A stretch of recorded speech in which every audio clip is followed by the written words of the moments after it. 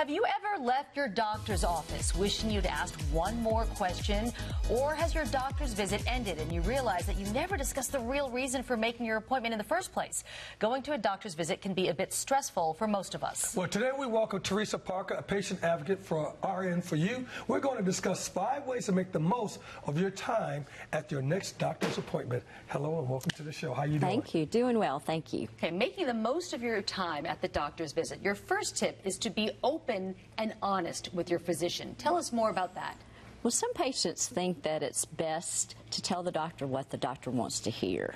And like when they ask how many alcoholic beverages do you have in a week, exactly. And do you budget things. I mean, really, that's you're just true. saying yes. that you're okay or not being honest with your answers. Yeah. But the doctor can't really provide the best care if they don't know the truth. Mm-hmm. The doctor can do an exam and do lab work, and that gives them some parameters, but unless you're totally honest with them, they can't provide the best care. So it's always best to be totally open and honest with your doctor. Mm-hmm. And they're not there to judge you. There's nothing to be embarrassed about. Exactly Go ahead and be honest. Right. Totally honest. Yes. You also say write down your top 3 concerns and then list them in order of priority? Yes, because as we all know, doctor's appointments are very limited in time these days. So it's best before you go in to make a list of your top 3 concerns with the number 1 listed first.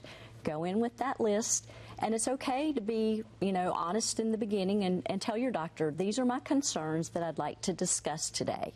And I think you'd be surprised at how surprised your doctor is with your organization. Mm-hmm. Your doctor would be happy that you come in organized and you have your concerns right there in the open. Yes, your doctor will appreciate that, I would think. Exactly. Your next point is to stick to the point. Yes. Oftentimes people go in and they want to talk about just their lives in general. You want to talk about your last vacation or show a picture of your new grandbaby, or even talk about how Aunt Martha broke her hip and ask some questions about that. And it's okay to talk about some general aspects of your life for a minute or 2, but don't get carried away with that, because otherwise your appointment time is ticking away and you'll have very little time left to discuss your concerns. Be cognizant of your time. Look at the clock on the wall or glance down at your watch and keep focused. Otherwise, you won't have time to talk about your concerns. All right, Teresa, you said another one is you need to make sure that you understand the treatment plan. Exactly. Before the doctor leaves that exam room, make sure you understand what you've discussed that day. Make sure you understand if you're getting new prescriptions, you understand what the medicine is, you understand the dosage, how to take it, understand if you need to come back for a follow-up appointment, if you need to have a referral to a specialist. Make sure you understand everything the doctor has discussed before he leaves that room. Very good point. And your next tip is to bring an advocate.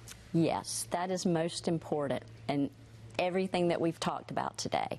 Bring a family friend, a family member, or a neighbor if you don't have the other 2. Somebody that can be a second set of eyes and ears to listen to what the doctor is saying. We all get anxious when we go to the doctor. Even doctors and nurses do.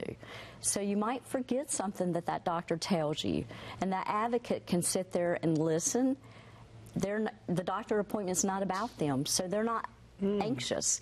And they can listen and take notes. And they can tell you when you get home. They can tell you what was said. They can reiterate what was said. So this is very, very important. I often get asked, if when I go to a doctor's appointment with a patient, does the doctor get upset because you're there? Absolutely not. They actually appreciate it because the appointment goes more smoothly and it's more organized. If you cannot bring an advocate, do you suggest that you write things down or have the doctor write down things for you? Yes. Actually, the doctor doesn't really have time to write things down. Usually you get a summary at the end. At most appointments, they'll give you a summary these days. Sometimes it's hard to understand those things. So, yes, take notes and write things down as you go along. As the doctor's talking to you, the doctor won't mind at all. Actually, they'll appreciate that you're doing that. Again, you're a patient advocate, so that's something that you do. You go with people to their appointments and kind of help keep things on track or help them remember questions they wanted to ask, that kind of thing? That's exactly right. That's what I do, and I have 2 other nurses that work with me and help do that. Very good. What else do you do when you are, as a patient advocate? How else are you helping the patient when you're there at that appointment time?